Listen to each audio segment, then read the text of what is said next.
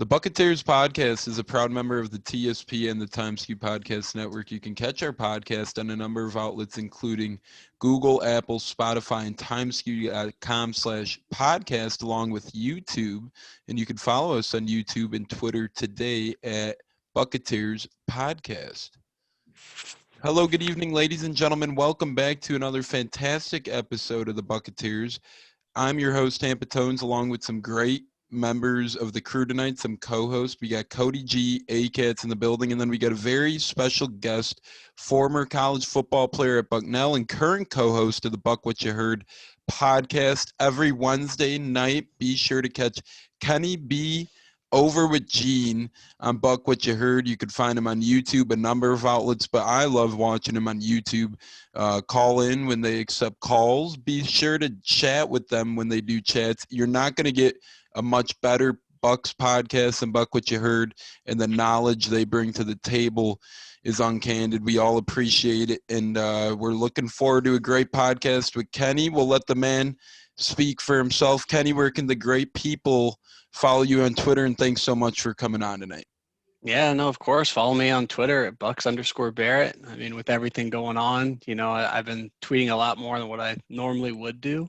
But there's just so much excitement going on, and it's only for re-signing players. That's the great and crazy thing about this all. The Bucks are in this position that, 2 years ago, I wouldn't have believed you. Usually it's the other way around, right? We're trying to get everyone else's players. Sean Jackson, Chris Baker, trading for Darrelle Revis. Like, these are typically Bucks moves, and we're seeing the Patriots do that right now. They paid 2 tight ends almost as much as what Kittle and Kelsey are making, on top of all of their other moves. Shout out to my boy Nelly, who got a very nice deal from the Patriots. It's just, I don't know if that kind of stuff is exciting, but, I think it's just as exciting to be able to run a team back, because in the modern NFL, you see, the Legion of Boom, you see all these, great teams that make it to the Super Bowl. Unless you're Tom Brady and the Patriots, you're probably not coming back. Yeah, I mean, I don't know. I don't see how this pay for players. Bill Belichick used to never do this, and now it seems like he's pushing the panic button because, Tom Brady does have that ring. Life without Brady was a little rough in year one. A lot of opt-outs in New England. We'll talk about all this more in a little bit. Cody A Katz, how the hell we doing tonight? Welcome back. It's been a long week. Last week, we talked about the Godwin franchise tag and the Levante deal, and now this week we had a couple of big deals already, and we're perhaps on the verge of a Sue one. So, fellas, we have a lot to talk about tonight. Yes, sir. I'm excited. Like Kenny said, man, it's just it's a fun time being, champs, got guys to bring back in a good position. It's a fun off season. Yeah, I'm not used to this. The Bucks have drafted well enough and supplemented it well enough with free agency where they don't have to go out, and hit the free agent market like the Patriots are doing. Because they really, if you look at the Pats, I believe recent years, and I don't follow them obviously very close. I don't think they've drafted particularly well, and that's when you have to hit free agency, which we've seen the Bucks have to do at times. But they've, built mostly through the draft, supplemented it with some great free agent signings, and you do want to bring in some new blood, but it's another top as well. I'd like to do that, but we'll talk about that later. Yeah, speaking of referring to Kenny's original comment of tweeting a lot, my brother appreciates it, although he's a Colts fan. He says, I noticed Kenny is out here tweeting some great content, so it doesn't go unnoticed, my friend. A lot of thankful people for that, so keep them coming in this busy times, especially. Real quick before we get into the Bucks talk, you have a Bills theory of perhaps a big tight end on the move? Oh, yeah. I mean, it involves our division a little bit. Looks like the Falcons just traded for, I believe his name is Lee Smith, and it helps the Bills create $2.5 million in salary cap. It's going to be a late round swap. So think of what the Bucks did for like Stevie McClendon. You just trade like a 6th for a 7th or swap some 7s or something like that. Clear some space. The Falcons with their new coach, they're going to want to run the ball downhill. Think they don't have a Derrick Henry yet, but think of that's the scheme that they're going to be basically running. So they need a blocking tight end. They got him, great. But the Bills, from everything I heard, and my Bills guy is basically saying that it looks like it's Zach Ertz coming coming to Buffalo, which will be a big, exciting move because they just signed Emmanuel Sanders as well. So Josh Allen, they're trying to beat the Chiefs. I mean, that's the roadblock. I mean, we saw it last year. The Chiefs kind of wiped the floor with them. They want to get back. I mean, getting back is the hardest part, and they just know who they got to beat. Kevin Drew must be ecstatic, Who? If that Am I allowed to cuss on this podcast? feel fucking free. Fuck that guy, man. Yeah. I'm done. I can't. Now he has like more Twitter accounts. I can't keep up with him, and I keep getting DMs from him, and then he keeps blocking me, and then sends me more from different accounts. I can't keep up with him, but it goes one of one, him, like 50 feet of crap. Then you can throw in the rest of the stands. Those two are like the Mount Rushmore of what I just can't stand in this world. I'm blocked by one of those. The other one followed me for a long time. I never followed him back. He asked me a few times. I never did. I muted him, and I guess he got suspended. Oh well, but I'm not going to follow someone back like that. I don't need, I don't need to be bugged all day. No, I don't have time for trolls like that. Dude just goes out of his way looking for attention, trying to rile people. Like, it's one thing to have a different opinion. I mean, we disagree on a lot of stuff in the group chat, but like, I don't go out of my way to try and disagree and just aggravate people. It's just a clown. There's a few of them. They're not even worth naming, but there's a few. Exactly. Blocked, muted. That's where I am. my apologies, fellas. I didn't mean to sidetrack on such. I just heard Buffalo Bills, and the first name that came to my head was that kid on Twitter. So without further ado, we'll continue to talk some Buccaneers football here. I will say this for the Bills, Go so ahead. it makes sense if they were interested in Gronk, which I'm sure they were. There had to be some interest there. Oh It yeah, would make great sense point. that they would go out and get a guy like Zach Ertz, and they have Dawson Knox already. They have some great weapons there. They're putting together, obviously the Chiefs did wipe the floor with them. They played them twice, I think. The second one was even more lopsided. But absolutely, it's a great move for the Bills. You're right there. You got to go out. They didn't get Gronk. They got Zach Ertz, who's, I believe, younger than Gronk. It's a great move for the Bills right there. Yeah, you guys think Gronk was legit, Cody? You think Gronk was actually interested with Buffalo, or do you think he was just using, as many people think, he was just a Tampa guy all the way? I think he's a Tampa guy. I think Buffalo was maybe interested in him, and it being his hometown, he's probably willing to listen. But he came out of retirement to play with Brady. I never saw him playing with anyone but us this year. It was either us or retirement was my guess. Yeah, it's one of those things where the guy seems like a Bradyer for the rest of Brady's time playing in the NFL, for more than obvious reasons. But I'm just ecstatic to have Gronk back. Kenny B, how about you? We got Gronk back. The news broke yesterday, I believe. Every day, when it's free agency, every damn day blends together. I don't know about you guys, but there's news from like 6 a.m. to like midnight. So you really just never know what phase of the day we're in. If you're not looking at the clock, you would never know, because it works as the East Coast. You got those guys negotiating the deals early in the morning, and then it kind of trickles down to the West Coast breaking news at night. You got those Californians signing deals. Sometimes it's 1 a.m. on the East Coast. So we'll see. I don't know. Yeah, it was yesterday. Gronk is back, though. Kenny, how we feeling? Oh, I'm ecstatic. I mean, Gronk at the beginning of the year, he was slow, a little bit skinnier than what we all wanted. And I think he was still a little bit skinny throughout the whole year, but his blocking, even when he was a step slow, was still outstanding. And then obviously once he got his legs under him, got a little bit better condition, we saw it, throughout the playoffs, but I mean, I think we even saw at the end of the season. And Gronk is a very stable force. We can't count on OJ Howard to stay healthy. And Cam Brate, it's got a high cap figure. I mean, unless he negotiates a pay cut like he did last year, it's going to be tough to keep him. And he might be the cap casualty. And like we were talking about the Bills and tight ends, when I asked my friend who's my Bills guy, I pretty much asked him straight up, if OJ or Brate became available, would you guys be interested and would you trade anything? They're not even interested in OJ. He's like, I'll take Cam Brate if he's released, because we can't trade for that cap figure.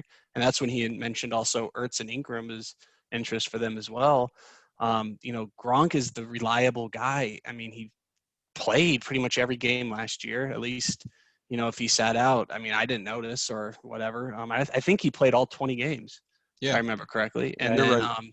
OJ didn't play. Cam, we saw him getting out-snapped by Tanner Hudson for most of the year until the playoffs is kind of when Cam Brate, started playing a little bit more, and he was able to be our leading receiver going into the Super Bowl before Chris Godwin suppressed him. But that tight end, you can't be paying people $30 million for 3 players. Like, you just can't do that. So something's going to happen. I think at the very least, you're going to see a Cam Brate pay cut, but I think you need Gronk. I think they did a good cap figure. It's nothing crazy. It was reported 1 year, 10 million, but really it's 8 million guaranteed. It's 1 million less than what he got last year. And he's got 2 million incentives, which if he hits, think of like the Tom Brady, he got 3.5 last year, but that's just rolling over to next year's cap. So it's really an 8-year against the cap, roll with it. He's very consistent.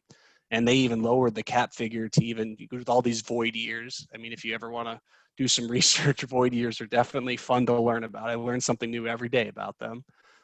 In fact, I think Pewter Report is having like a cap analyst come in one of the days this week to go over that. So, if you ever want to learn something, go on. There's everything you can find on Twitter these days. There's these cap analysts that pop up everywhere. But we're seeing what the Bucs are doing, and it started with Gronk. We saw Levante David as well. Take the weird structure of void years into their contract, and a lot of these guys that the Bucs signed combined are for like 20 million against the cap. We're talking Shaq Barrett, we're talking Godwin, we're talking, David, we're talking all of these guys. Brady restructured, like all these cap numbers for next year are crazy low. So Bucs aren't done. I saw a tweet with the Shaq and Levante, the cap hit, the way it's structured, their cap hit's lower than Devin White's is next year. That is insane. That's you nuts. Better pass rushers, Levante David, and you've got them, technically, making less than Devin White. I saw, a lot of people want Gronk to take less and Sue, and that's obviously sounds nice, but they both played out of their minds. Why should they take less? They both had amazing years and were, huge parts of what we did on offense and defense. So I just get the guys back. We need a back. Keep them happy too. Yeah, happy. It's an extra mil. What's that to us? Yeah, it's no big deal. I'm ecstatic with the signing. I'm just waiting on Sue now. Yeah, I don't think the extra, if the Buffalo interests had made the Bucs say, let's just give them an extra $1 million and get this done now, and I'm just theorizing. Maybe that's what happened. I don't know. I don't think that's a big deal to me. I mean, of course you want to. These capologists are amazing, though. They want to get down to every last penny. The Lightning are particularly remarkable when it comes to the cap and every last cent. But same applies in football, though. And so maybe they had to tack on an extra $1 million. But you're right, though. Absolutely. These guys, don't have to take a quote-unquote hometown discount. The Bucs don't have to give them one. They can still afford to keep them if need be. It's got to get creative with your maneuvering and your accounting. The cap is one of these things nowadays. It's crazy, honestly. If you could get so lost in the cap, it's kind of like when they have election nights and they just keep going within counties and talking, if this happens, blah, blah, blah, with this percent of this, blah, blah, blah, then this is going to happen. It's like the cap. If this number is this on this year, the Bucs will have this amount of money to spend. I just get lost in these caps, but they are awesome to learn about. Like Kenny said, you can find some great stuff on Pewter Report. They're going to bring in a cap guy. On Twitter is A Katz, and Kenny both mentioned you could find some great capologists nowadays. So I learned something new about the cap every day, about these voidable years every day, about these contracts every day. Pretty soon, I feel like the NFL is a trendy thing every year. And like Cody said, Gronk deserved a big payday. A lot of people were hoping he took a little less. At first I was too, but the more I thought about it, it's like, damn, if I'm Gronk, I'm getting that money now. I mean, his maximum winning is through the roof. And he did take a little bit of a payday or pay cut, $8 million before incentives for him. Like Kenny said, $2 million less than he got paid when he came out of retirement as a blocking tight end. Remember, he came out as a blocking tight end. But I'm very happy to have Gronk back. And we have another great member of the crew back, Shaq Barrett, fellas. fucking Kenny's cousin Shaq is back. No, for real though, this guy's incredible. Yeah, it is a party because if you're looking at all these free agent outside linebackers, edge rushers, DNs, whatever you necessarily want to call them, I feel like we got Shaq at a complete bargain.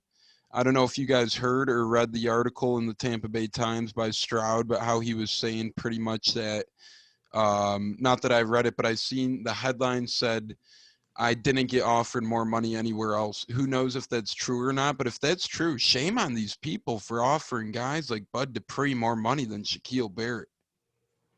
Yeah, can I read off some numbers for you guys? Yep, let's see. I love it. Shaq Barrett, 17 mil a year. All right, you got Bud Dupree, slightly under that. His is a weird 82.5 over 5 years. I'm not going to do that math in my head.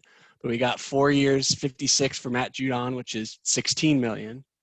You had the big overpay, 4 years, 64 million for Leonard Floyd. Basically, Aaron Donald got that payday for him. Right. You got Yannick Ngakoue at 13, which I think other than Shaq is like the true, value that I've seen so far. And Trey Hendrickson, 4 years, 60 million. Guys, like the Bucs got a premium player for a really respectable number. And then even if he's not an edge rusher, but let's talk about Leonard Williams, 3 years, 63 million, 21 million a year. And you get Shaq for 17? Like, come on. Like, what are you going to expect? The guy played 16 games in 2019, 20 games in 2020. He had 19 and a half sacks. Yes, he had an 8.5, 9.5, whatever it was last year. But, like, he led the league in pressures. The guy gets there. And I get this in this argument with a lot of people. JPP is a fantastic player. What he's done at his age is remarkable. But he also lucked into some sacks last year. And he also, he worked hard and got some coverage sacks as well. Like, that's fantastic. I'm not going to take anything away from JPP. He earned all of his 9 sacks.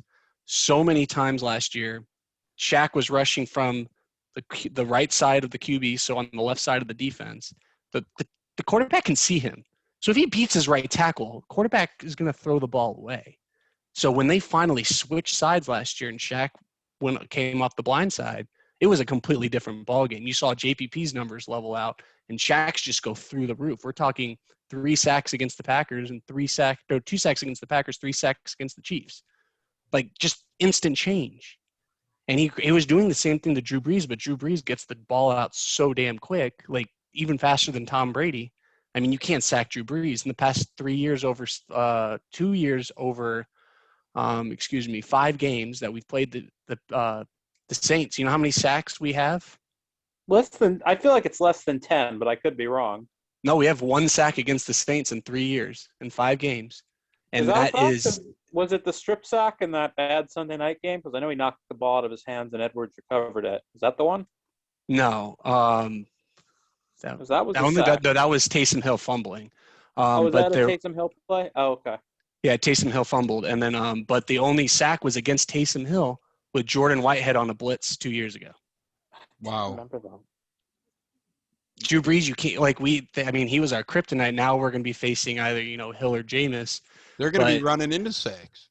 Well, that's what I mean. The ball a long time, both of them. And we learned that our offensive line was solid. They might not be the top 1 or 2 offensive line, but they are top 5, the top 7, I would argue, with Tom Brady under center. And I think we would all agree when Jameis was under center, oh shit, our offensive line's the issue. Like, Jameis is, yes, he's running into sacks, but he's still getting all this pressure on him. What do you think is going to happen if, hypothetically, I still don't think Jameis is going to start off as the quarterback for the Saints, but we hear the Saints, top 2 offensive line, top 1, the number 1 offensive line, top 3 at probably absolute worst. I think they're going to get exposed if Jameis is there. And we know Hill isn't a real quarterback, and he's got some inexperience, so he's going to run for some yards, but he's also going to allow some sacks. I think they are a great offensive.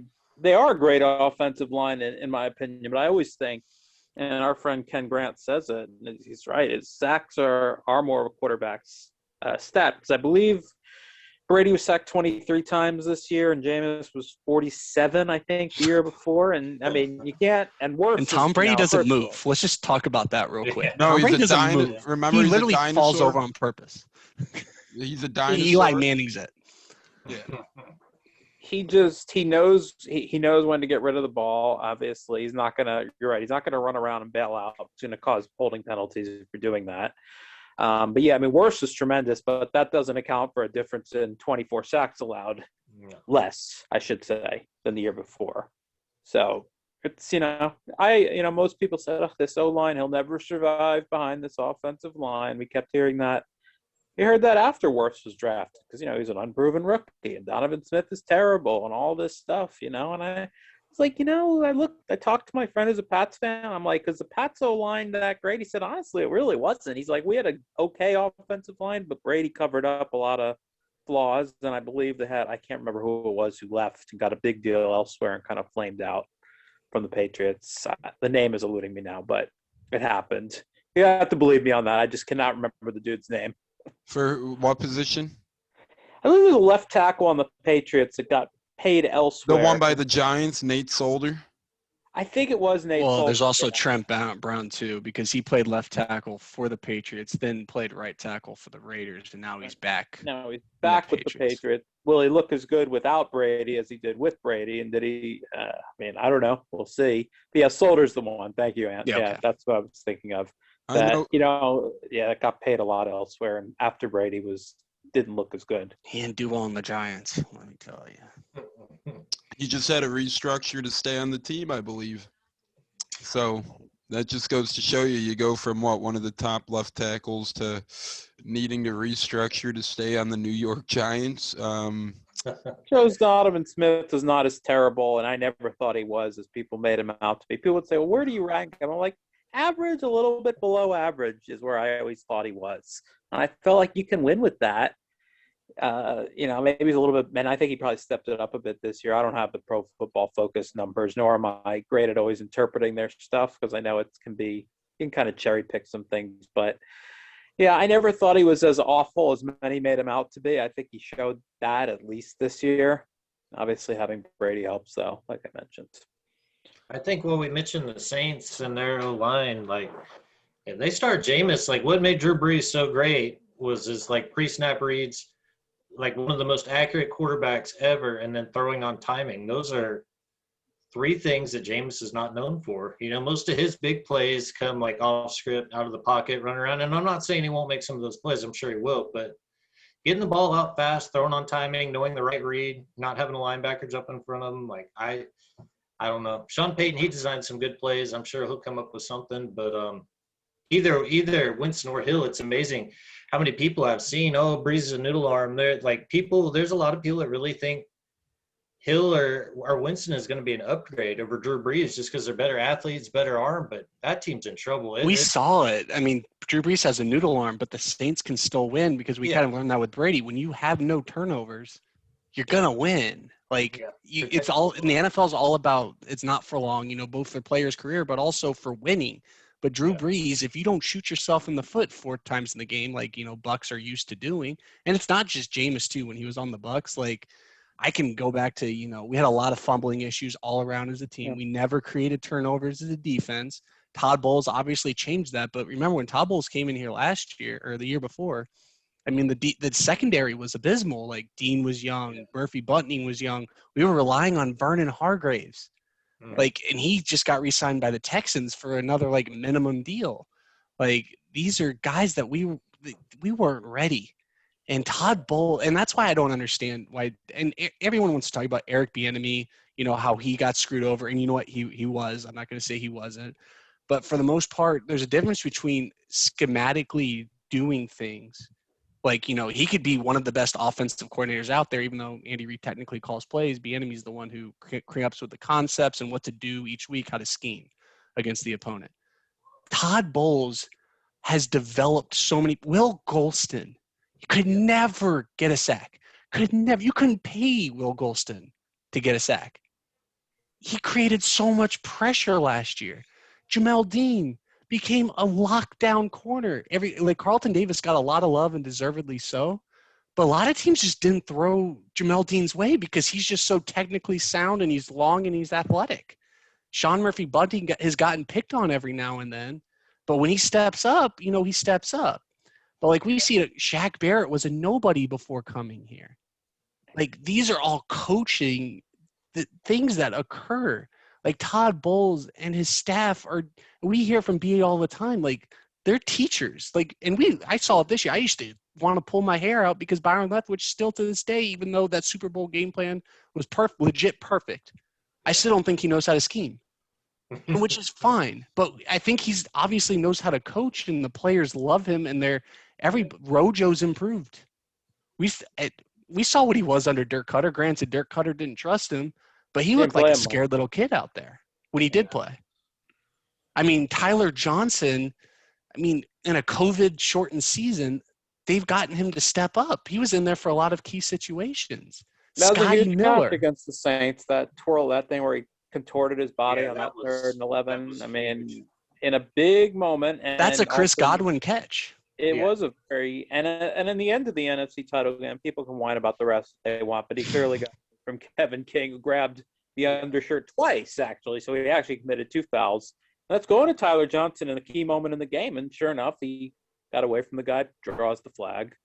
He had 12 catches in the regular season, I think 2 touchdowns. You're right, no off-season, no training camps. That's tough for a rookie receiver to pick up on that. And then we saw Alex Kappa, too. Like, I was just mainly talking about defensive guys till I talked about a couple of those receivers. Alex Kappa, like we're talking about, offensive linemen. There's the elite guys, the Ali Marpettes, the Tristan Wirfs now. Alex Kappa was kind of a turnstile a year and a half ago, like at the end of 2 years ago, and then the beginning of last year. The dude from the midpoint of last year all the way through now has been a top 10 right guard in the NFL. Like, he's above average. And this guy, is a D2, from a nobody school, they developed him. And we got 2 of those on the O-line with him and Marpet. Both are D2 guys. Was Marpet D3? No, he's D3. Marpet went to Hobart, and Kappa went to Humboldt. Yeah, I know Humboldt State because there's a friend of mine who's actually went to Humboldt State after Kappa did. But, and then Stinney had to come in, and I thought he did a decent job. He, obviously Kappa's still your starter if healthy, but Stinney came in. That's a guy I think you want to be able to see if you can keep. That's another guy. Yeah. Who was Stinney? Yeah. I didn't know anything about the guy. I know we put in, what's his name, the local kid. What is wrong with me? My names are eluding me. Who's the one who came in? Ted Larson. Came in the Washington game and had a rough time. Been around forever, bless him. But it was obvious if you go forward, he was not going to be able to fill in for Kappa at the level that obviously Stinney did. But the coaching staff trusted Aaron Stinney. I said, well, that's the best they have, so hopefully it works. And it was fine. I'm not going to say it was seamless. I think you prefer Kappa, but transition wasn't bad at all. He did a damn good job. Can't complain. Hopefully we can keep him. I think we'll be able to. Yeah, he's restricted. So if we tender him, it'll be about $2 million. If not, we just renegotiate, something lower if they don't think he has a market. But granted, he allowed 2 sacks, one to Kenny Clark and one to Chris Jones. But those are two of the top 4 defensive tackles in the NFL, in my opinion. Like Kenny Clark, I would agree. Kenny Clark is a pass rusher more than he is anything, and Chris Jones does both, run and pass pretty well. So, you can't really complain. Yeah, and I didn't see Brady. I never looked at any of these games in the playoffs and looked and said, oh, man, Brady's under duress. I never felt that way. And if it was, the defense just drew up a really nice blitz. Right. Hats off to you. You sacked us twice during 2 playoff games. Congrats. You lost. Yeah, I didn't recall any time where I'm thinking, oh, man, he's really under duress. There weren't a lot of games like that last year. The 2 Saints games in the regular season and the Bears game, and I can't think of any others, man. When I looked and saw, man, this O-line looks overwhelmed. Brady's under pressure. And the Rams game, I guess. But the Rams, make a lot of I think the second Saints game at Ray J, I think Trey Hendrickson just ate Donovan Smith's lunch, and granted, Tristan Wirfs even had probably his worst game, in my opinion, was that game. That one, I was thinking the Bears game, but you might be right. I don't remember. I kind of blocked. That was the home game blowout against the Saints is what I'm referring to. Yeah, I blocked it out for the most part. But I'm glad Trey Hendrickson's out of the division. I know I've seen some Fuck people yeah, say, well, cheers he to was that. flat. Donovan Smith's kryptonite is what he is. He's like Adrian Claiborne, gets like 5 sacks a game only against us. Yeah, I've seen some comments already, which you're going to get this when a guy leaves. Like, well, he was a flash in the pan, and New Orleans won't miss him. I mean, people are going to say that. I don't know. How do you say that? I mean, They said the same thing about Shaq Barrett. Right, he's a flash in the pan. We keep him, and people are like, he's not gonna. Well, of course, he wasn't gonna have 19 and a half sacks again. That's not something that happens often. But you look at his pressures. I believe he had. Is he second to Aaron Donald in the last 2 years? Did I read that right? Yes, only to Aaron Donald. Yeah. So I mean, if you're in that same breath, you're doing something more than right. T.J. Watt, who everyone thought should have been the defensive player of the year last year, and Shaq wasn't even. Let's be honest. He wasn't even like basically voted on when he had 19 and a half sacks. No, he wasn't. You didn't hear it because if you're on a bad team, unfortunately, they're going to ding you for that, and that's unfortunately what's hurt Levante. I feel Levante's whole career in terms of Pro Bowl. Dude, you can't. Don't get me started on Levante. Yeah, that's the unfortunate. And the unfortunate thing about Pro Bowls, I wouldn't care about them really that much if they weren't. If it didn't affect Hall of Fame voting, because it does. They actually take those into account, which is really sad, considering how the Pro Bowl is voted on. But when the Hall of Fame comes up, they do consider that. I don't think that's hurt Rondé particularly, but Levante has had most feel Hall of Fame caliber career. He's got 1 Pro Bowl. I don't know if that'll hurt him down the line. Hopefully not, but yeah. Well, your Super Bowl team only had 1 Pro Bowl in total. Which is remarkable when you think about it, because there were many years where we sucked and had more Pro Bowlers. The Lions, I think, had 3. He heard how we were a stacked team. I couldn't even tell you who they were. Was Kenny Galladay even one of them? It would he have was had out to a have lot of the been year. Galladay, and was there a defensive end that they had? Aquara, but he had like 8 sacks for the year. They That's not enough for a they Pro give Bowl. you.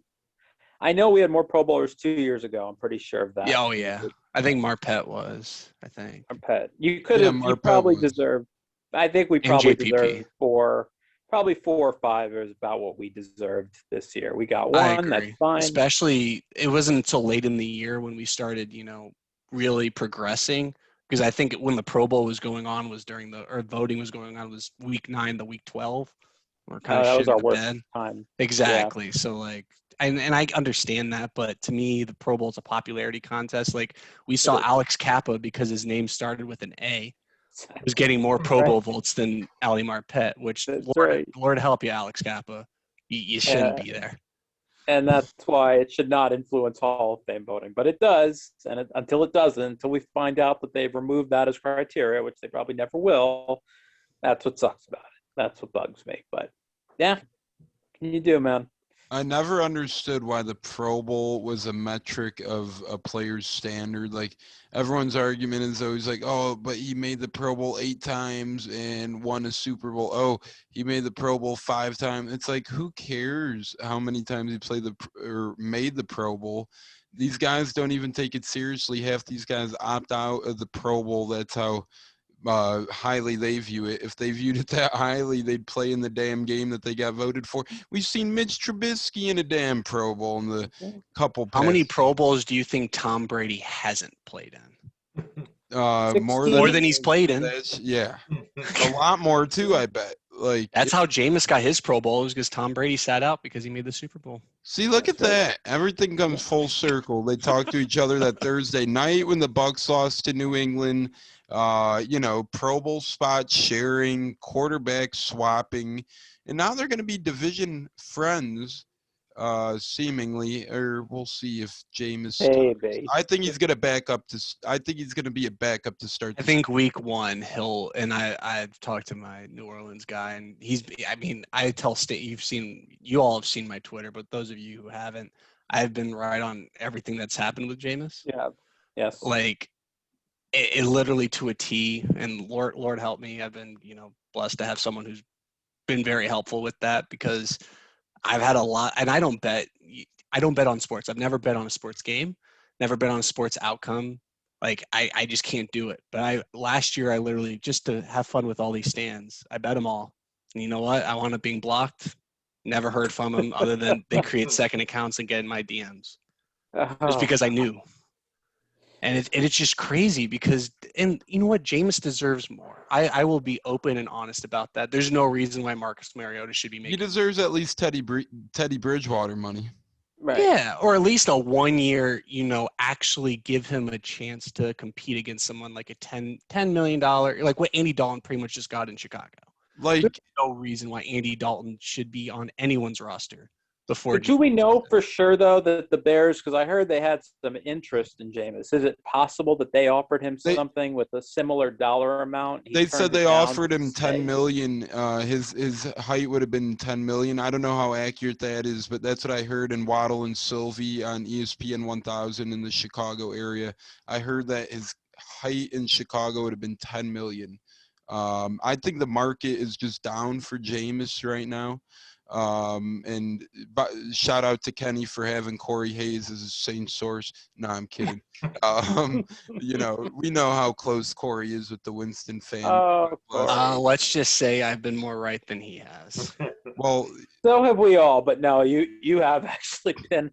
I would have thought if the Bears had said, look, we're going to give you a little bit less or whatever, or you're going to have a great chance to start here, which you would think he would. And, with all due respect to whoever the Bears have now, Foles and now Dalton and Trubisky, free agent, would Jameis have taken that opportunity? I would have thought so. So obviously the Bears must not have offered him. Or I think he would have. The Saints and roll the dice with a better team, in theory, a better team. Just to stick it to the Bucs? I don't know about that. Well, the biggest issue with the Bears to me is Nagy and Pace are on. They're the hottest seats right now in the NFL, right, in my opinion.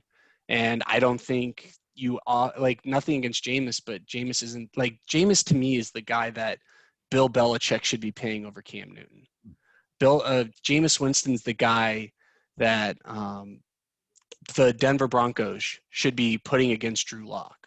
To me, that's what Jameis is. Jameis right now is the guy you want to push someone to be your quarterback. Or if you have a good roster, but not a good quarterback, you just hope that he doesn't kill you. Like the Patriots, for instance, with everyone coming back, all the people they've signed, they got a great defense. So we know Bill can hold the best teams in the NFL to 13.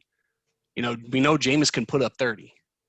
So that to me is the risk reward with Jameis, but I don't think Pace and Nagy being on such a hot seat, you can just roll with Jameis. I think they went too conservative with Andy Dalton, but we also heard that they were the number one offer for both Deshaun Watson and Russell Wilson. Wilson, I guess, had them on the list, but Seattle said no. And for now, they did. They could come, they could circle back to that at some point. That's true. But when you sign Dalton, I just don't know if they even have the cap space to even pull it off at this point, unless Khalil Mack's involved in the trade. That's the only way I could see it working. You're right. I don't think. Seattle's not interested in because they were just good enough to make the playoffs and not bad enough to pick high enough to get one of the best quarterbacks. And I take it back. Seattle can't take Khalil Mack because they'd have to pay a lot of dead money on Russell Wilson. So they can't even take on Khalil Mack. And that defeats the purpose. If you lose Khalil Mack, then you kind of defeat that whole defense is going to – Yeah, so I think the Bears just bowed out of it. It's like we have a great defense. Foles wasn't steady enough last year in their eyes, even though he knows the system and everything. And then they're just going to roll with the safe bet, which is crazy to me because the Cowboys, granted, they had an injured offensive line last year, but they had weapons for days.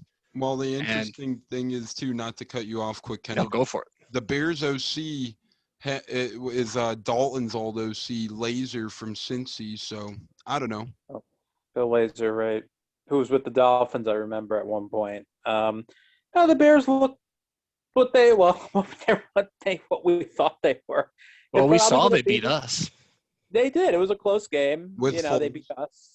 Early in the year that I was looking at the Bears, I'm like, this looks like the same Bears team I remember many years ago where they win a bunch of close games, make the playoffs, and lose early.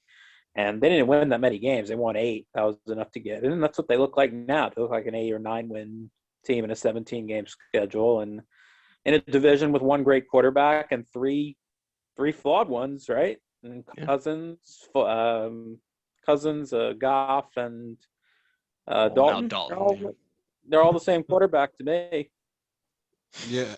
I mean, great point. All of them are Goff and obviously Dalton heading over there this offseason.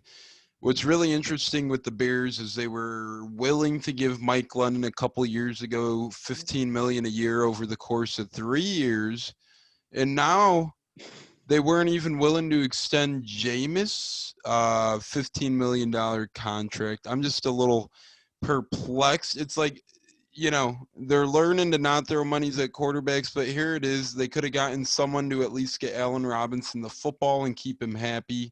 They have Cole Kmet. I mean, they drafted Anthony Miller, and that guy hasn't been anything they thought he's been.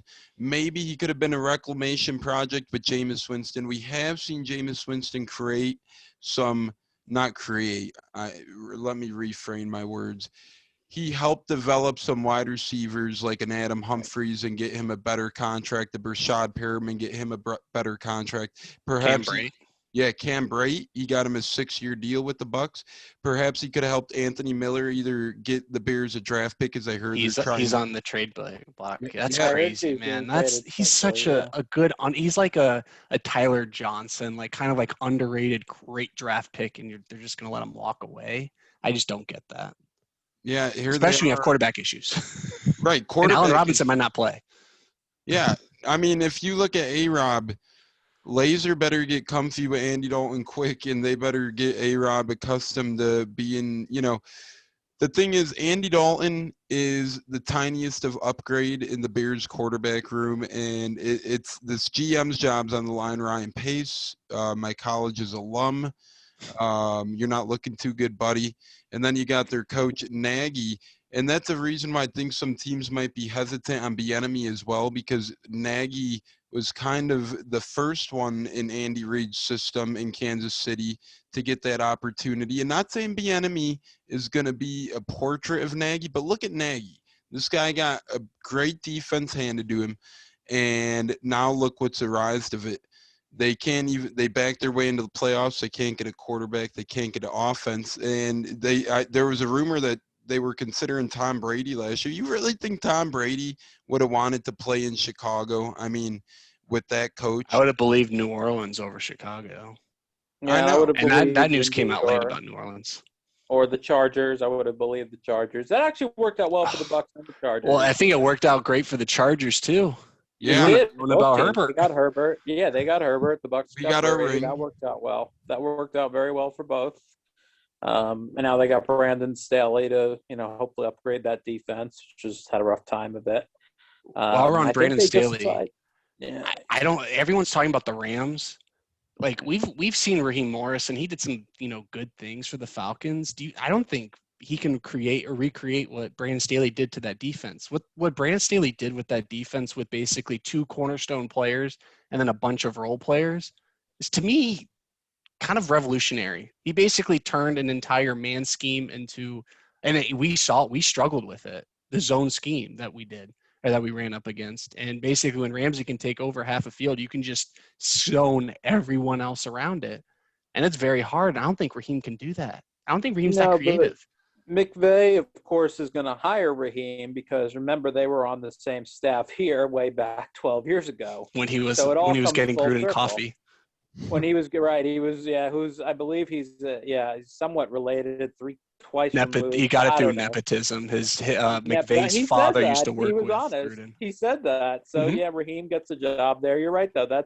And I believe, didn't they just lose a safe? John Johnson signed. John Johnson just signed with the Browns. With the Browns, so that's a tough great loss. Signing by the Browns, by the way. I was going to say that's a really good signing by Cleveland, and that's a tough loss for the Rams. But like you mentioned, they gave Leonard Floyd a lot of money, so obviously the trickle down is someone else is going to leave. They can't pay anyone. No, I know they can't pay. They don't have any draft picks. We already saw what Matt Stafford does with no offensive line in front of him, and he's barely been healthy for the past decade. So that's why I just can't buy the Rams. I can't do it. Like, the Rams can beat you any game, sure. I just can't buy them, being a top 3 seed and, wiping the floor with people. I just can't see that. I think McVay's an amazing coach, and I think Raheem can do okay with that defense. They're just not a top 3 team, and if you told me the Rams were the Falcons, they wouldn't get – and they're basically, to me, what the Falcons were 5 years ago. Or when they were in the Super Bowl, like that kind of team, but we learned that Shanahan was really the mastermind behind everything.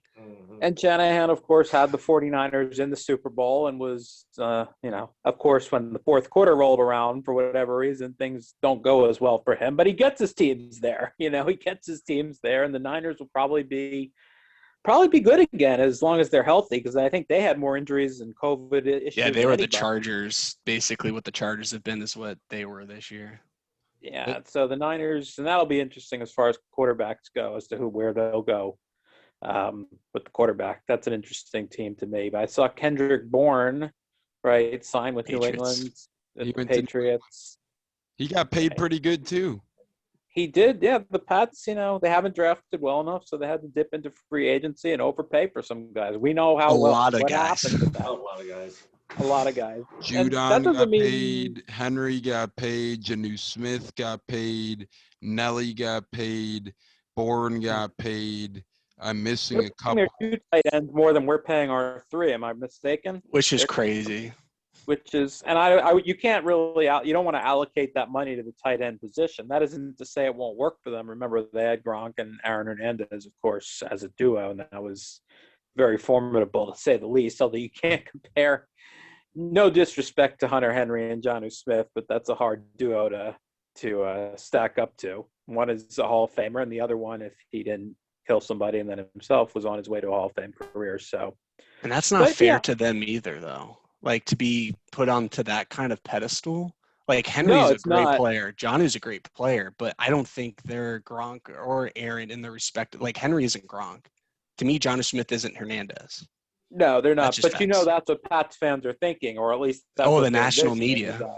That's what the national media. All right, we're going to recreate that group, and it just doesn't really work that way. And I was talking to a friend of mine who's a Pats fan, and he was surprised that they don't want to keep James White, it seems, but that they would be interested in Fournette. And I'll tell you honestly now, and I will apologize to Fournette, because I think, Tones, you'll remember that I said I don't care to have him. That was during the regular season. He just wasn't doing anything for me, but they benched him, and once they brought him back in the lineup, he turned over a new leaf. But for the Bucks, from a Bucs standpoint, to me, looking for what Rojo's can't catch the football. All right, let's be honest. I feel James White is a better fit in our offense, what we're looking to do, than what Fournette is. I'll let you guys agree or disagree with that. That's my humble opinion. I could be totally wrong, though. I'll let Cody go first. He's been a little quiet over there. Yeah, you can offer up your opinions on it. That's just mine. I agree on that. No disrespect to Fournette. He, especially in the playoffs, he was amazing. But just for the money, for what we're trying to do, I personally hope we go James White and then draft a guy too. Give him a short, 1 year, maybe 2 year cheap deal, and then draft somebody. I have no faith in our running backs catching the football, either one of them, Vaughn or Rojo, right now. And even Lenny, he was better than they were at it, but nobody would call him consistent at it. No. And then he didn't look great running the football the majority of the year either. The regular season, he got benched. He was a healthy scratch. I'm all for moving on from him. I appreciate everything he did. We probably don't win this in the playoffs or the Super Bowl without him. But, I'm all set on bringing him back. Yeah, and it's not like James White doesn't have Super Bowls of his own. Right. At least MVP, or he should have been. MVP, was he an MVP or should he have been MVP? I forgot if he won that Falcons. I forgot if he was, but for years it seemed like that was Brady's target. And it seemed like he was always open. He was always in the play. It was the playoffs when James White just would always show up. He was never, a regular season guy. It was pretty much playoffs. You show up, and that's why my kind of opinion on Lenny is you build a statue for him, but you don't pay him. That's a good way to put it. I love Lenny for everything that he did. He was going off your story, Andrew. From I think Rick Stroud's the one who broke the story that essentially he was getting a cut talk with Bruce. It was like, hey man, you're not doing what you're supposed to do, and I don't like your attitude right now. Do you just want to go? It was the Vikings game when he was a healthy scratch, and he was like, dude, I can just cut you right now. You just tell me. Are you going to change or are you going to wise up? And he said, okay, coach, I will do whatever you say, blah, blah, blah. The rest is history. And the biggest thing that I keep seeing on Twitter is that James White makes our offense too predictable. I'll take a poll out of you three. How many times on third down did we know that the Bucs were passing? Yeah. The Bucs were empty. 99%. Yeah. When it was 3rd and 5 and more, like, we weren't running. We Right. would spread everything out. We would take a running back, motion him out from the wide receiver to the running back position, read the defense, and go. Or screen to Godwin. Like, our third down offense is really the most predictable thing ever. The fact that the Chiefs didn't see that screen to Godwin, at the end of the game, I will never understand. Every time we set up for screen, I literally just scream at the TV, Lord help my fiance. We don't run them very well. Occasionally, we dropped the tight end screen to Gronk in the NFC title game, which was a big play. I think it was his only catch. I think he took it for 30 yards. But Bray got one in the Super Bowl. Bray got one in the Super Bowl. Gronk got, I think it was a dump off. But yeah, you're right. On third down, we went to Fournette a few times. He had the touchdown in the New Orleans game, which was obviously a huge play. But yeah, on a third and medium, if you're going to put a running back as your receiver, you want Fournette, you want James White. I think you want James White to add to the other weapons we have. And there's just a lot he can do. And I know we're not the only suitor for him. There's other teams that are going to be bidding for his services. So I'm not thinking, he's going to take a discount. But he is a Florida guy. He is from Florida. Bless his heart. His mother, I believe, his mother passed away. I believe it's a tough story for him. Mm-hmm. And I'm sure he'd love to play with Brady again. So, I'm not saying he'll come cheap. I don't know what he'll cost. I don't know what the market is. There's a lot of running backs out there, though. This is where I wanted to go real quick. So I know we talked about this pre-show, like, should you draft a running back 32? My opinion is, I'm just going to be real quick and blunt about it. You pay basically, if you told me you could get James White and, let's say, Rex Burkhead combined for $3.5-4 million, that's what you're paying the number 32 overall pick running back, which I'd rather have the two veterans. But I'm just going to read some names that are still available for free agency.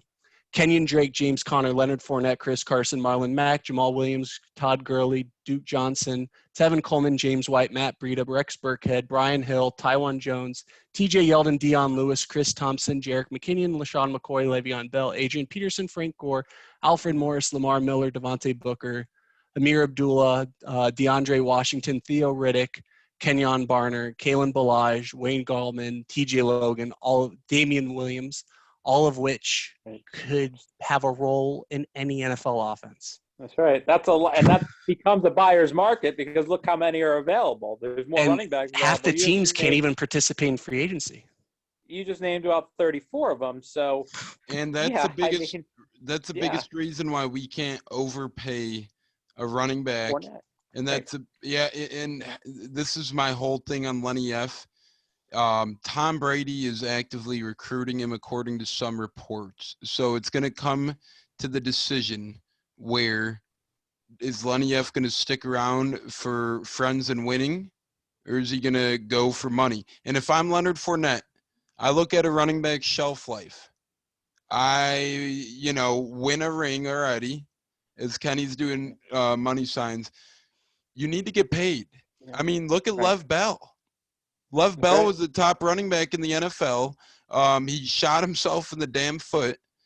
He sat out a year, ended up still getting paid somehow. I'd leave it to the Jets to pay a running back who sat out for a year. Who the head coach didn't even want. Yeah, who the head coach.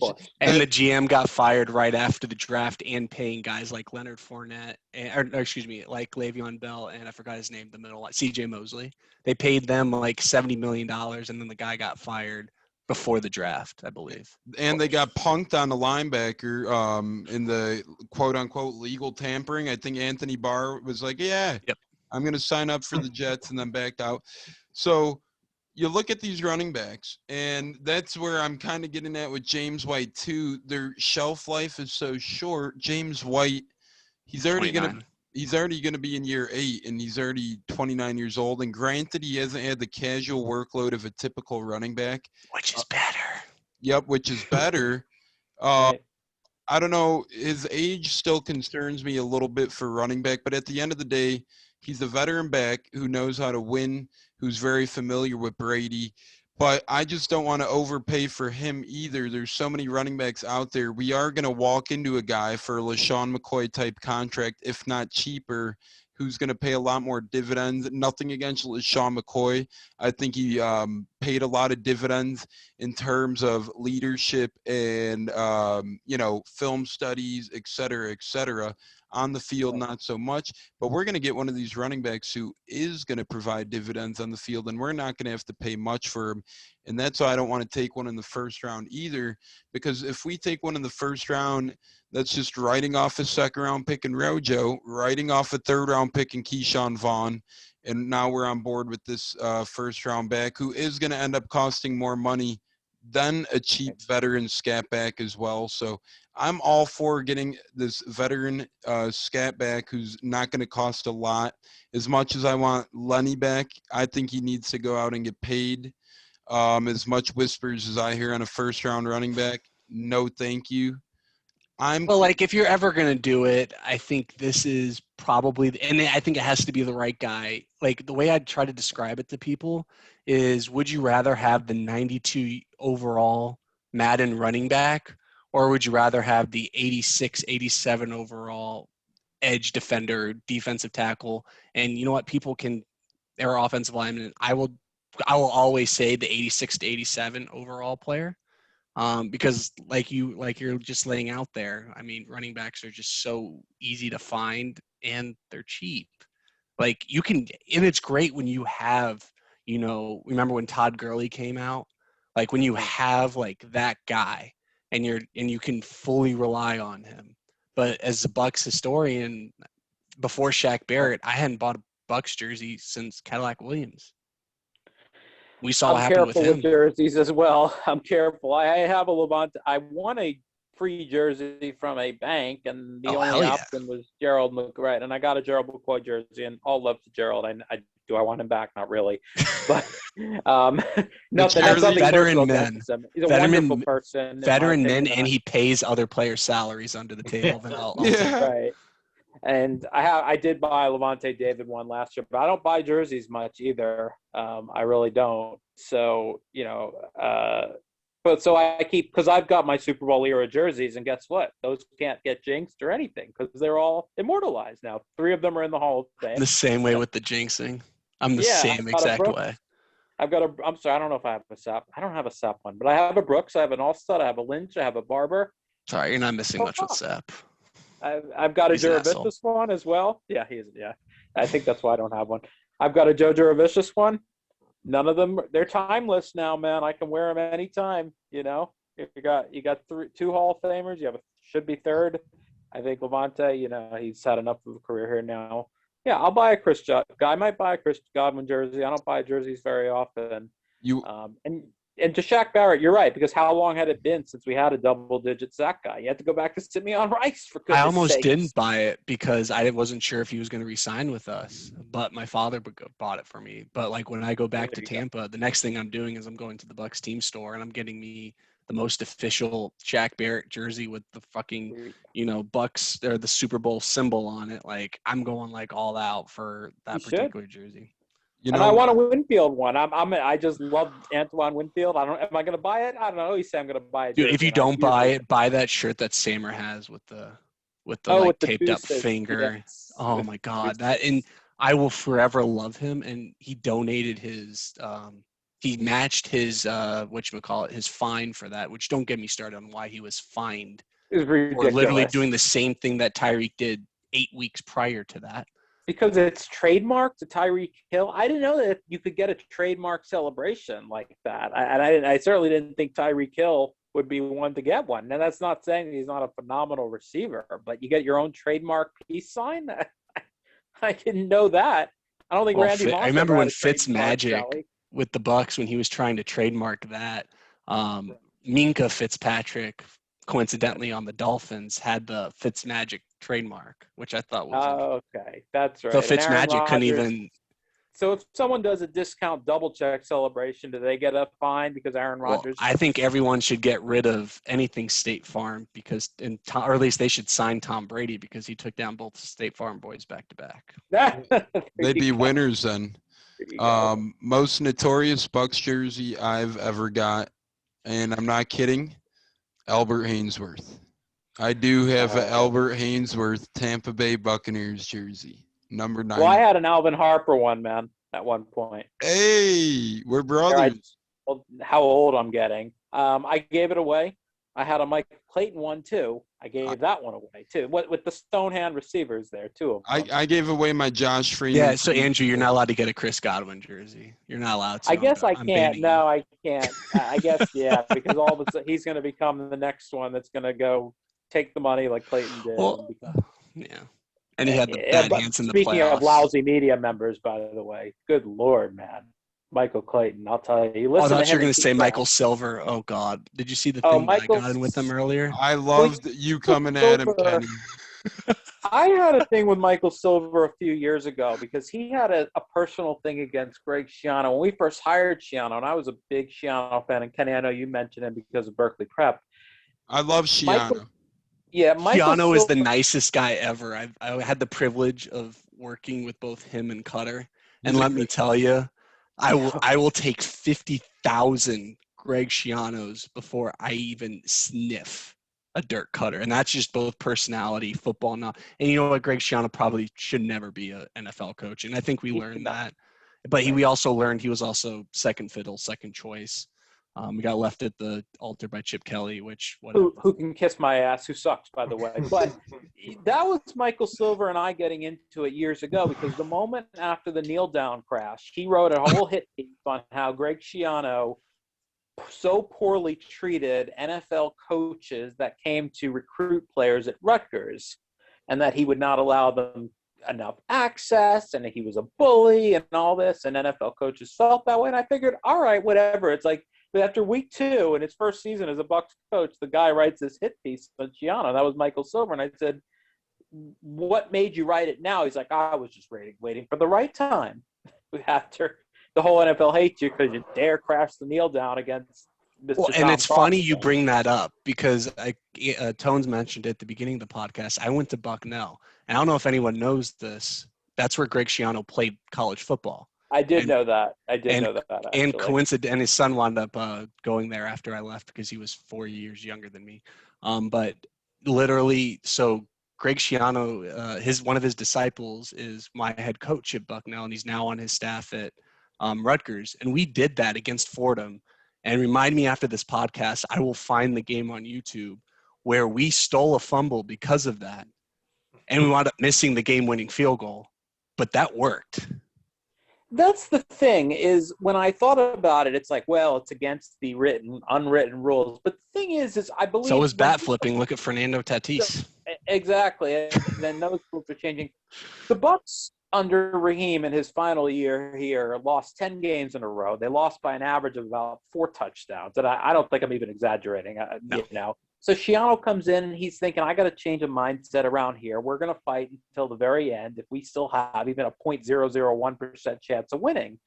And with crashing a kneel down or whatever you want to call it, you still have a very, very slim chance in a 1-score game. You know, why do guys – I mean, the miracle at the Meadowlands happened, remember? So way back in the day, that was off of a kneel down. So – he said, hey, I've got to instill a mindset that my guys are going to fight till the end. And that was a good team his first year here. And, you know, they finished 7-9, but you could tell they were buying in until the end, and then things went. Well, they did stupid moves. Eric Wright, Darrell Revis. Eric Wright and Freeman going off the rails. Golston, if he was only signed just even 2 years prior than what he was. He was just built for John Lynch's game. Yeah. You couldn't play within those rules. Yeah. Well, they changed the rules the year that he signed with us. That was the same year they adjusted all the rules. And he kept getting fined every week, and it was like, this guy's awesome to watch, but they're not letting him play his game. Not letting him play. It was painful. It's like, you know, when a kid doesn't get a cookie, it's like, damn it, this guy's not playing. I used that analogy literally earlier today about the Saints being interested in Richard Sherman. I'm like, that's like the kid who wants to sneak that cookie from the cookie jar, opens it and realizes there's no cookies in it. Yeah. Because what money are they going to sign Richard Sherman with if they even just gave Jameis $5 million guaranteed? And that's all I don't know if that's all they could afford to give him or that's all they felt he was worth. Well, they have to be under the cap by tomorrow. Every team must be under the cap by tomorrow at noon. So I don't even know how they're going to do that. I think they're still $30 million under the cap. I heard they're going to restructure. well, they're going to restructure some more guys. But that's the thing is I've seen some takes like, well, they haven't really lost anyone important. Well, I mean, I'd start with Hendrickson as an important guy. I consider him important. And then you start to lose your depth. And if you start to lose your depth guys, like I know they traded Malcolm Brown, and I know the Sheldon Emmanuel Rankins got cut. Sanders. That's right. I've never been a fan of his, but I know he's played well Quan. since he's been in New Orleans. Quan. These are guys that they were relying on. Sanders. And Their special teamer Hardy, he signed with the Jets. Justin Hardy, I think, D-back special team specialist. He's now a member of the Jets. They're losing a lot of guys, and they're not losing like big. They've lost a couple important names. I mean, of course, a couple somewhat. Hendrickson, the biggest of all of them. Sanders, good wide. Still a solid receiver in my opinion. I know Traquan Smith can't stand UCF. I guess is their wide receiver. Yeah, but he's not good. And Slam Man. He's not that good. No, I know he caught 2 touchdowns against us, but he's not that good. I don't think he's that good. And I know Jared Cook fumbled, but he was always a guy that I worried about. Another loss. Cut. Just because he fumbled against us in But he was game. good, though. He did a job. Him, and Josh Hill. Did Murray stay, Latavius Murray, or did they get rid of him? I can't remember. They haven't gotten rid of him yet. They haven't. Worstead too, right? Who was the last? Him and Breeze were the last 2 guys from the Super Bowl team, actually. Mm-hmm. That have been there forever, and that doesn't. I'm not going to make a big deal for punter, but yeah, the idea that they're going to bring back the entire roster and add to it and upgrade. I don't think that's going to happen. And I think that's stupid because they're pushing all this cap to future years. If I were them, I would just let the Bucs have a year. 2023, 2022, go after, reset. You're reset now, so you can just be reestablished by 2022, 2023. Why would you even push more cap? Well, I think they're hoping that Jameis or Taysom Hill has in Jameis' case, it would be a bounce back year, and then they would have to pay him. Or if he doesn't, they'll say, all right, the lost year, we'll be picking the top 15 or whatever. We can draft our quarterback next year, or we'll have money to sign someone who's available. Because they're not trading for Russell Wilson. I know he's been linked. I don't see that happening. What do they have? Did you see the Governors got in a fight over that? I saw that. The governor was saying, and I saw, Cam Jordan's like, of course we can win a Super Bowl with Russell Wilson. And the governor. And then he said, oh, no, we can do the same with Jameis Winston. Did you see that? I didn't see him say that. He's a talker, man. You would think he's won multiple Super Bowls. That's why I love Tristan Wirfs, man. He shut the fucker up. They shut him down every game. And Jordan just, he's just that. To me, I don't know what Pro Football Focus would say. I saw his sack numbers are down this year. I don't know if his overall game was down, but he did okay. Yeah, Hendrickson is the guy that's really scared me, and I'm glad to see him out of there. And thank God Davenport never developed. Yeah, Davenport. So really, I don't know. I don't know if he'll be as good now in Cincy. I don't know if he'll ever put up a 14 sack year, but you can't just write a guy off and say, it's a fluke. I mean, that was a great draft class they had when they picked him up. Top tier. I mean, that's like a step below kind of what the Bucs did, like, with the Sapp Brooks days, kind of what they did with that. With Ramczyk and Lattimore and Hendrickson, and I'm forgetting Kamara. Kamara.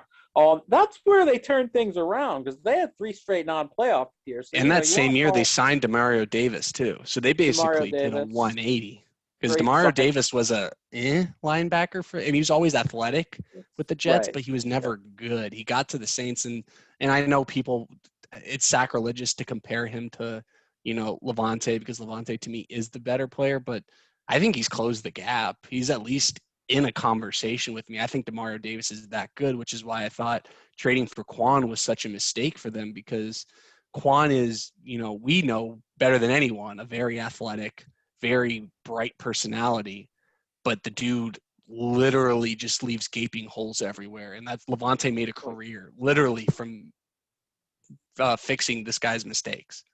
Right. That's the thing, but the Saints, I guess, after the 3 non-playoff years, and I think they fired Rob Ryan at that point, fired multiple coordinators. They got Dennis Allen in there, who's did not do well as a head coach, but he's a good defensive coordinator. Oh, yeah. Yeah, that draft is what turned it around. And hey, you credit their front office, but it's not genius cap work by Mickey Loomis to keep their roster competitive and in contention all these years. It's because they had a great draft that turned it around. Otherwise, you're probably looking at more 7-8 win teams, and that's but what they their might go cap back is to now. their cap is the only reason why they can't keep those guys. So yeah, you can draft great, but if you can't keep any of them, what's the point? Because Right, you you got your lose a guy 4-year like- window, then they're gone. Yeah, the idea that Trey Hendrickson, that they would not want to keep him, I guarantee they would have loved to keep him, but they got a lot of money tied up in Cam Jordan, who's, I I'd rather want to have say, Hendrickson.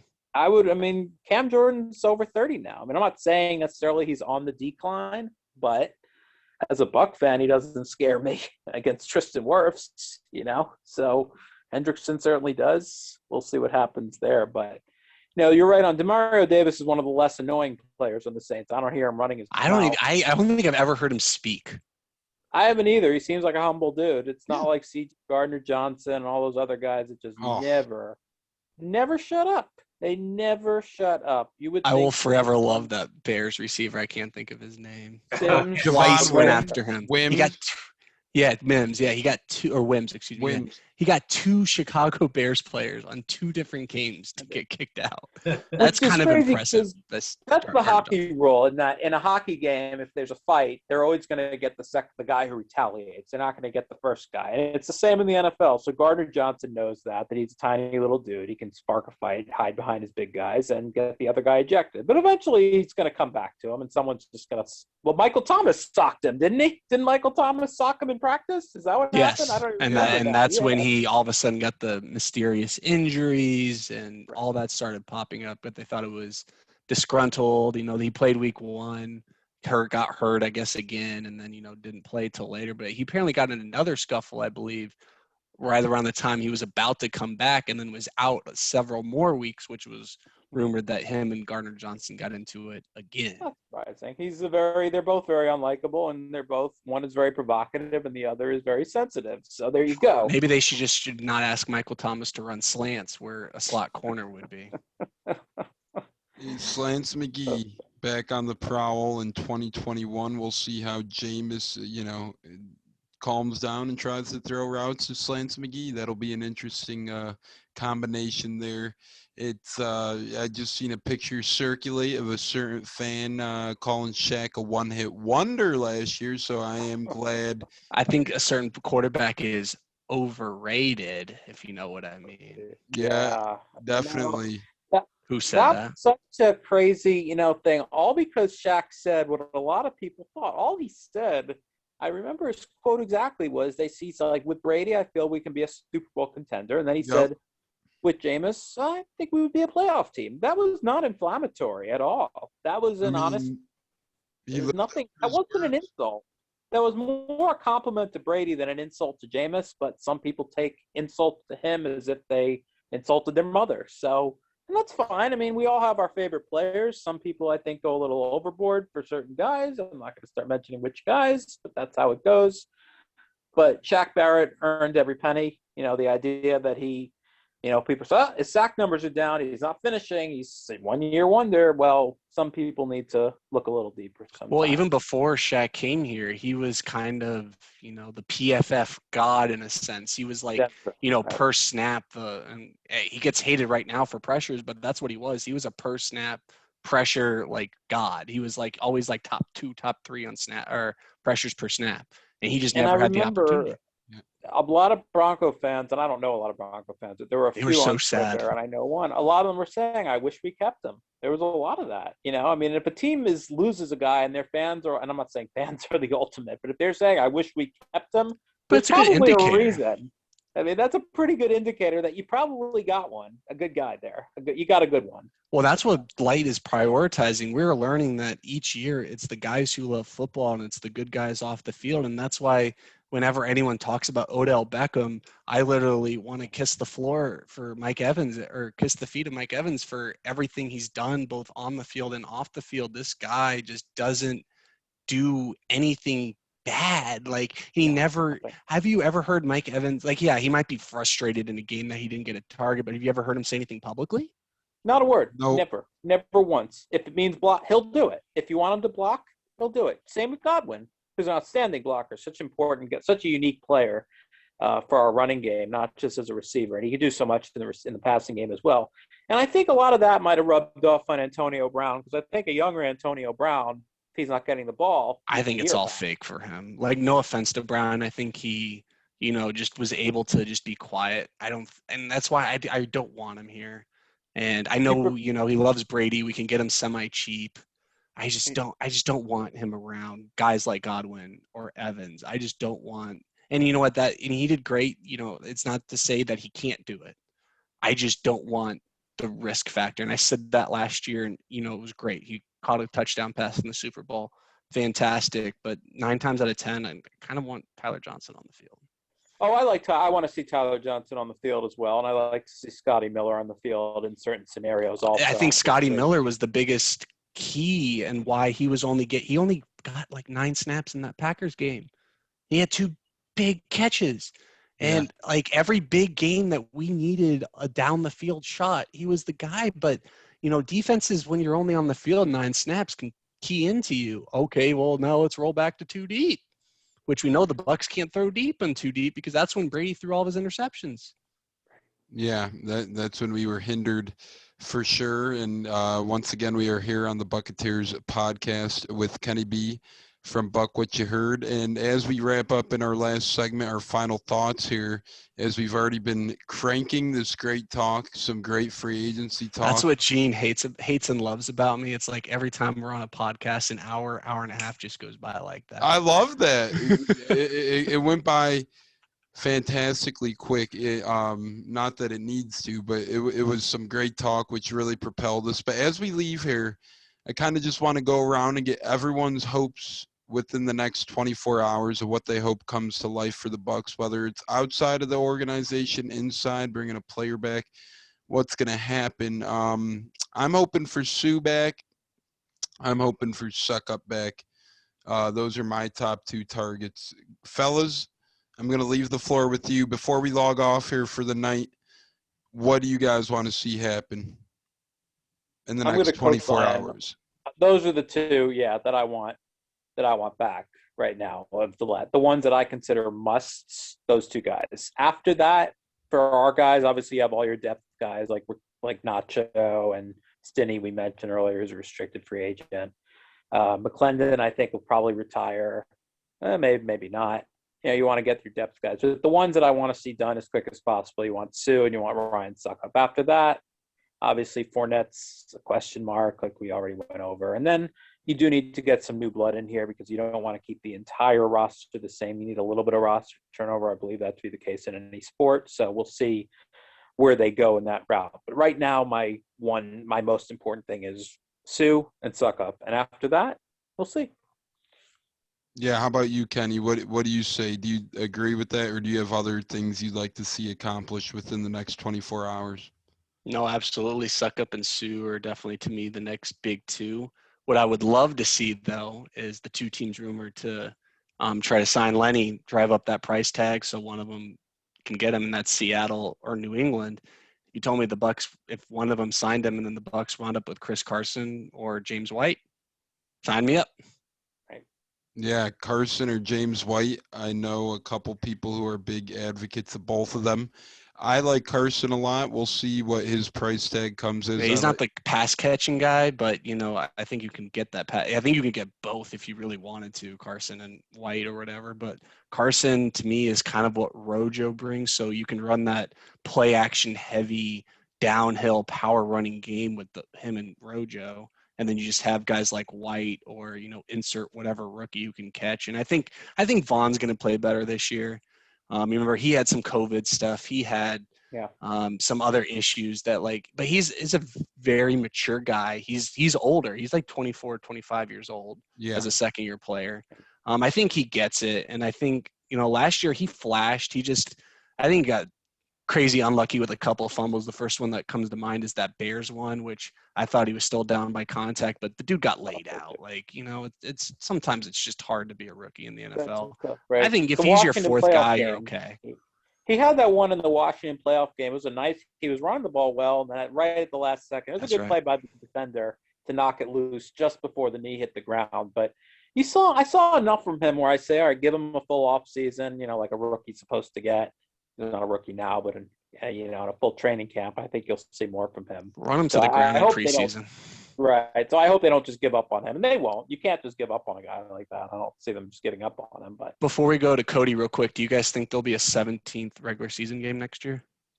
I don't I want think so. one, but I think that's really. We'd play the Colts if it were to occur. Yeah, that'd It'd be be an another interesting tough game, game. actually. It's a good game. It'd But be I think it's weird. We would be playing at the Colts. So what would happen is the NFC would play at the AFC for whatever, or excuse me, the AFC would play at the NFC would play at the AFC for this year, Right. and then next year would flip.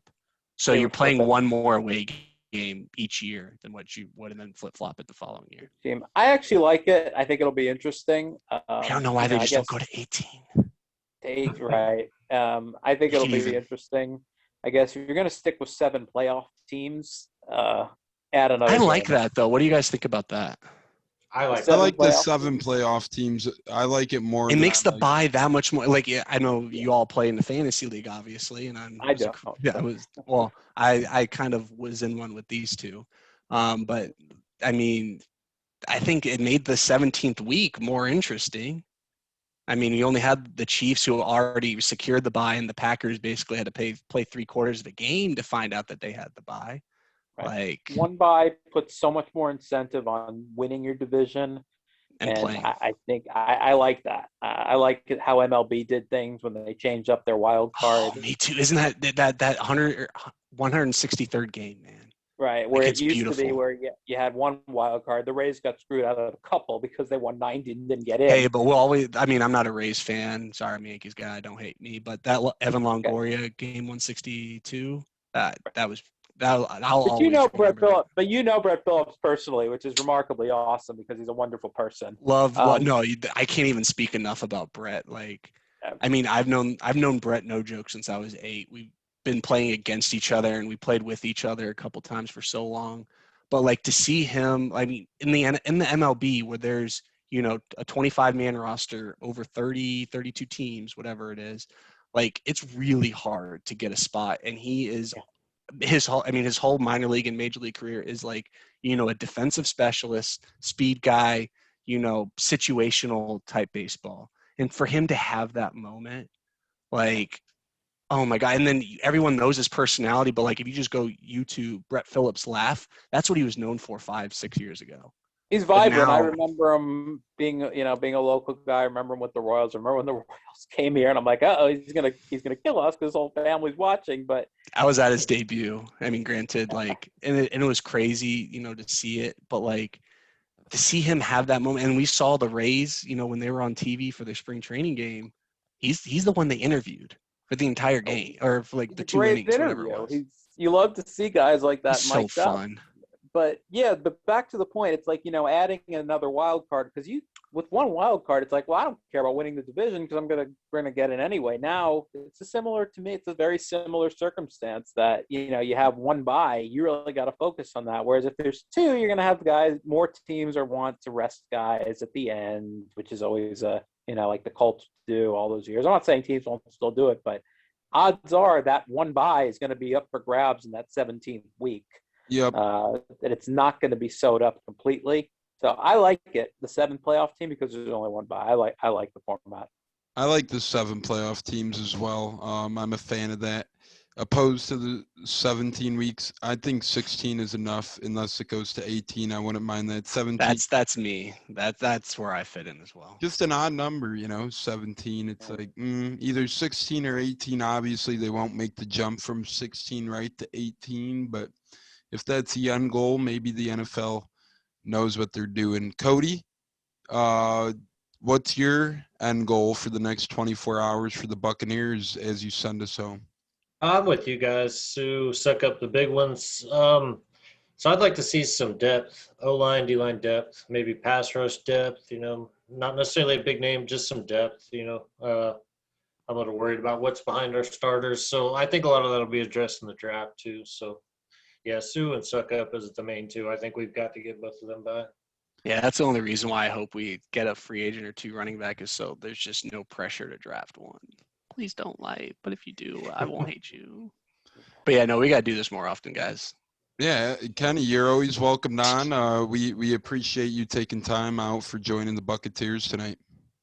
Of course, no. We'll definitely got to do one at least pre or post draft for sure. Oh, pre-draft. We're going to have you. I want to have like a nice little – we're going to go live for sure a little before the draft. And, we'll let you know when. But we want to get a nice little crew, a nice little panel for the draft. And hell yeah. we love if you're one of the guys. I think Joshua is going to hop on too. He was Allen?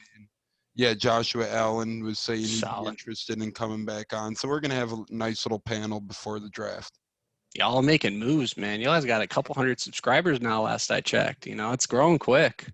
We're out here trying, man. We're just one of these pods aspiring to be a Bucks, a thing that Bucks fans could listen to, brought to you by the fans. So, but we've had players too.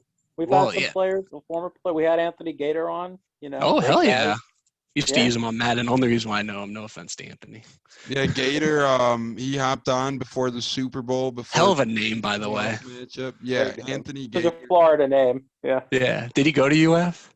He went to Florida International, and he went to the same high school in Miami as Levante David did. Oh, that's cool. They actually had like seven. I forget. Then I think it was 7 NFL players on their high school team at once. Imagine. That's nuts, man. That's crazy. But yeah, we're trying. We appreciate the words. We like having fun guests. Who knows who we'll have next week, but we like staying busy in the off season. So I'm sure we'll have another great one next week. Cody and A Katz are always fun to talk to. Bucko in Tampa, Stunna couldn't make it tonight. Prayers out to Bucko. He had to deal with an emergency. Hopefully that goes good. Okay. And Stunna, you're just damn missing tonight, my man. We'll get with you next time. But Cody, A Katz, always fun talking to you boys. Yes, sir. Thanks for coming, Kenny. It's fun chatting it up with you too. It's weird being called Kenny, and I love it. Because you guys have been like OGs. I've pretty much switched to Ken, just professionally in general. So hearing Kenny just gives me because that means that like you guys are like my friends. Like that's legit. That's legit. I was telling them before you come on, we were talking about you. I said, Kenny and Evan are like two of the OG people I talked to on Buck's Twitter, like going back like a few seasons now. I said I could always DM them any question I asked. Real knowledgeable guys. So, well, I gotta call you Kenny because I gotta differentiate you and Ken Grant. So he always goes by Ken. So if I call you both Ken, I'm gonna get confused because I'm getting old. It's all good. My dad's Ken, so it kind of like messes with me sometimes. So and a shout out to Ken Grant, by the way, one of my favorite Twitter follows. Great follow. I can't even keep up. He knows every sport, baseball, football, hockey. He's on top of everything. So shout out to him as well. But yeah, I got to differentiate the two of you somehow. We'll come up with the depth chart. We'll come up with their own Bucks Twitter depth chart. Ken, Kenny, Kenneth. We'll come up with more Kens than we need to. And no, for real though, there's a couple Codys, a couple Kens, all great follows. Especially Kenny B, Ken B, however you want to refer to our good pal Kenny. You could follow him on Twitter, and you could catch up with his content every Wednesday on the BucWhatYaHeard podcast, a part of Bucks Report. Yeah, so that's incredible. They have a couple good podcasts, but my favorite, BucWhatYaHeard, our buddy Gene, Kenny B, and they got Tampa Sports Bay on Fridays as well. So just an incredible time. Again, look for Kenny back on here before the draft. It's been an incredible night. We're going to have more incredible ones. Thanks so much, everybody, for tuning in to the Buccateers. We hope that your free agency wants, dreams, and needs come true. We'll be back next week. Unless you want Odell. Unless you want Odell, then you could get crapped on. All right? Then you could get shit on. No pun intended. How did I forget about that? I just got that. Oh, man. I went over my head for a second. Oh, it's Toad. You got to end the podcast there. You got All right, boys. Go Bucks. Bucks. On a high note. We're Go hot. Bucks.